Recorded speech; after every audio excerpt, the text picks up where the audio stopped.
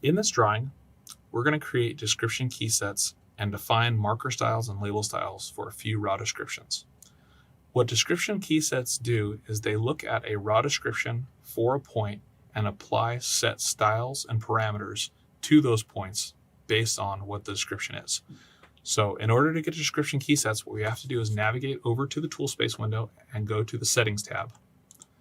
We're going to expand points and expand description key sets, and you'll see that we have a current description key set of essentials in here. If you wanted to create a new description key set, you could right click on that and select new. What I'm going to go ahead and do is I'm going to edit the existing one that's in this drawing, and by selecting edit keys after right clicking on it. In this panorama window, you'll see your full description key set and each of the description keys associated with it. We currently have ones that say STA, SWMH, and TR, all with an asterisk behind it. The asterisk basically tells Civil3D to ignore anything that comes after the raw description of whatever comes before it. In our case, say, for example, tree, oftentimes you'll have a point that says TR, and then it'll have a space, and then it'll say 12 pine. And so that's telling us that it's a 12-inch pine tree. But what the description key set does is it says, take TR and apply all these parameters and ignore the 12 and the pine for how you're going to display this.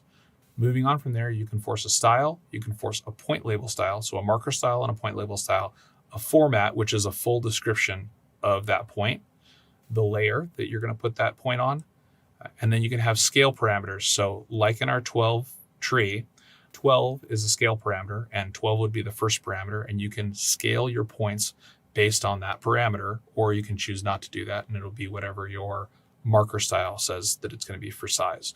You can also apply a rotation based on a second parameter and force those rotations, or you can rotate them manually later. What I'm going to go ahead and do is if I right click on this and I choose new, I can create a new description key set, and I'm going to create it for the points that are in our drawing, which is calc with all caps. And I'm going to apply an asterisk to the end of it so I can ignore anything that comes after calc. I'm going to force a style, a marker style of standard. I'm going to force a point label style of description only. I'm going to force a format of survey search point because we're searching for points on a parcel. I'm going to force a layer of vnode.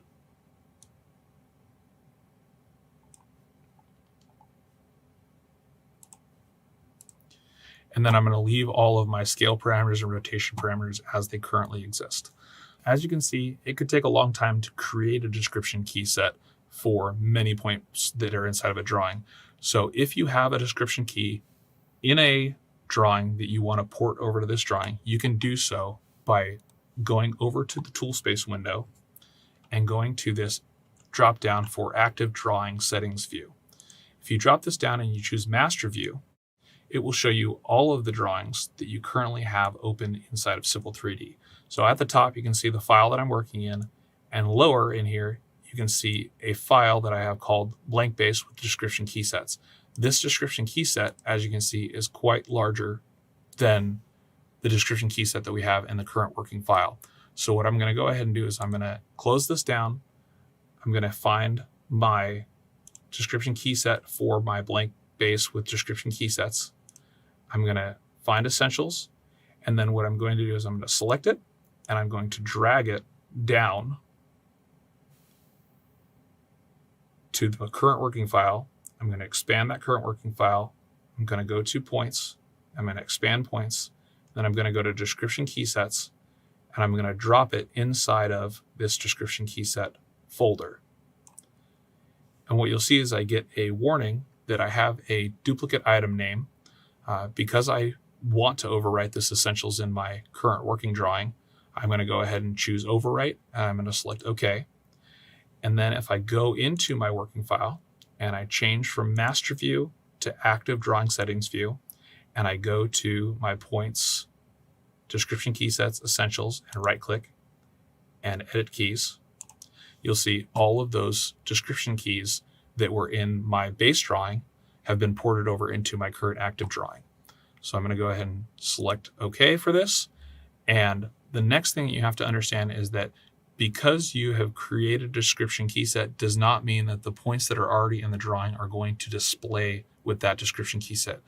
Any point that's already created will stay as it is unless you force the description key set over the existing points. New points will accept the description key set, but old points will stay as they are unless you force them. So what we're going to go ahead and do is we're going to select points. We're going to right click and we're going to choose select to select all the points in the drawing.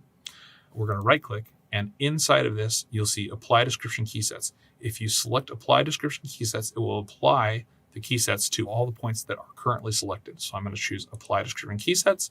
And what you'll see happen here is our benchmark point marker style changed to a standard, and our description label style changed so that it's labeling our full description, not our raw description.